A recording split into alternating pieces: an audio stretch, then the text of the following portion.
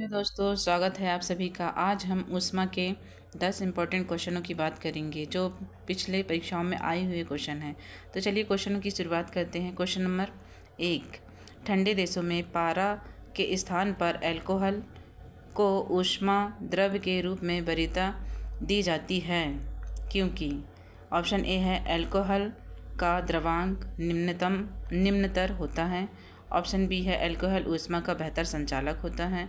Option C है alcohol पारा से अधिक सस्ता होता है। ऑप्शन डी है अल्कोहल का विश्व उत्पादन पारा से अधिक होता है। तो इस क्वेश्चन का हमारा सही आंसर होगा ऑप्शन नंबर ए, अल्कोहल का द्रव्यांक निम्नतर होता है। चलिए आगे बढ़ते हैं। क्वेश्चन नंबर 2 है हमारा, विकिरण पायरोमीटर से किसका तापक्रम नापा जा सकता है? कितना तापक्रम नापा जा सकता है? ऑप्शन ए है 100 से 250 degree celsius, 100 degree. Option B है 100 डिग्री सेल्सियस तक।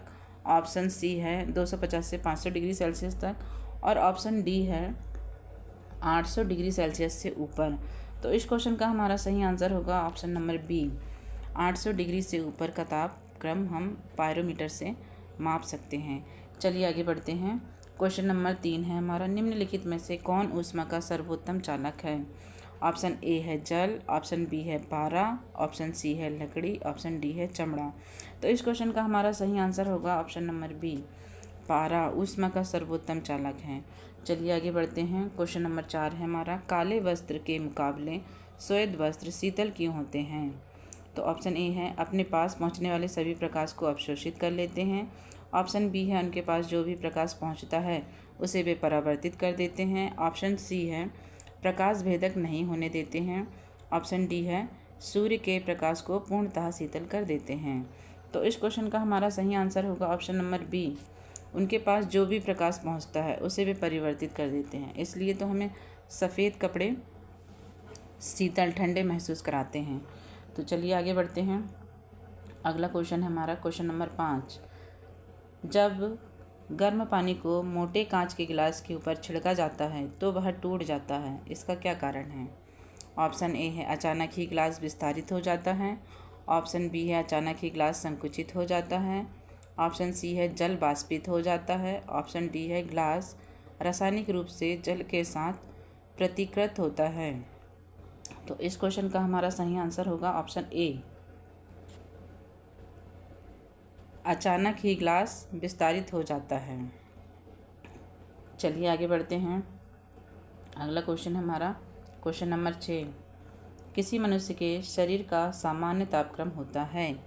ऑप्शन ए है 98 डिग्री फ़ारेनहाइट। ऑप्शन बी है 98 डिग्री सेंटीग्रेड। ऑप्शन सी है 68 डिग्री फ़ारेनहाइट। ऑप्शन डी है 66 डिग्री फ़ारेनहाइट। तो इस क्वेश्चन का हमारा सही आंसर होगा ऑप्शन ए।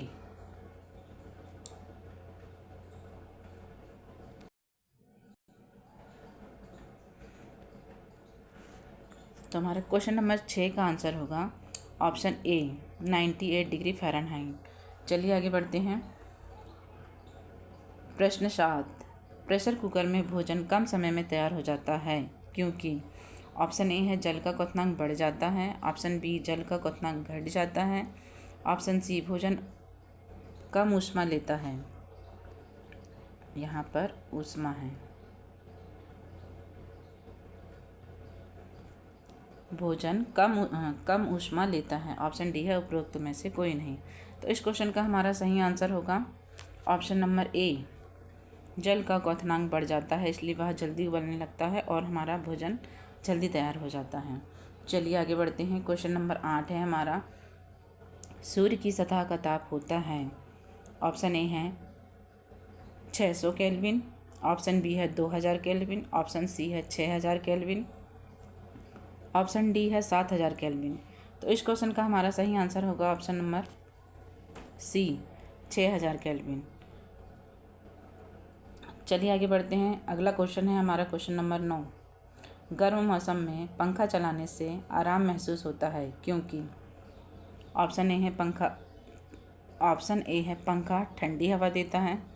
ऑप्शन बी है हमारा पसीना तेज़ी से बाष्पीकृत होता है। ऑप्शन सी है हमारे शरीर से ऊष्मा विकृत होती है। ऑप्शन डी है हवा की संवाहकता बढ़ जाती है। तो इस क्वेश्चन का हमारा सही आंसर होगा ऑप्शन नंबर बी।